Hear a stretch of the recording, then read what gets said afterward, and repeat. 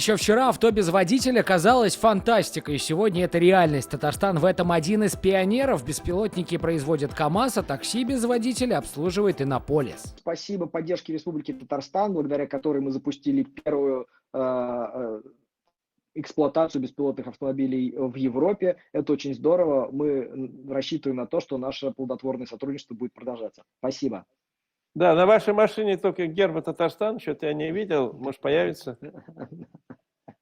Можем обсудить. Как сделать все дороги умными, автомобили самостоятельными, сегодня во время вебинара с экспертами из России и Европы обсуждал Рифкат Миниханов. По его словам, технологически республика готова к внедрению беспилотников, а вот законодательно не совсем. К примеру, кто будет отвечать, если такая машина попадет в аварию? Мы чуть-чуть уступаем в плане правового поля.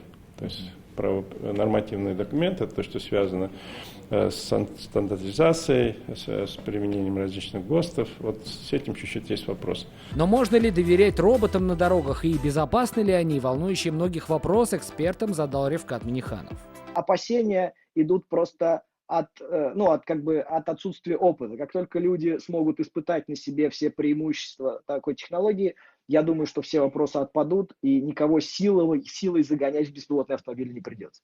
Республика Татарстан – это один из лидеров в России по развитию интеллектуальных транспортных систем. И появление беспилотных машин в городах нашей республики – это всего лишь вопрос времени. Этот процесс должен еще больше ускорить. Международный форум «Казань Digital Week», который пройдет в столице республики уже в сентябре этого года и соберет на своих площадках лучших специалистов в этой сфере со всего мира. Сергей Хайдаров, Александр Лобанов, ТНВ Казань.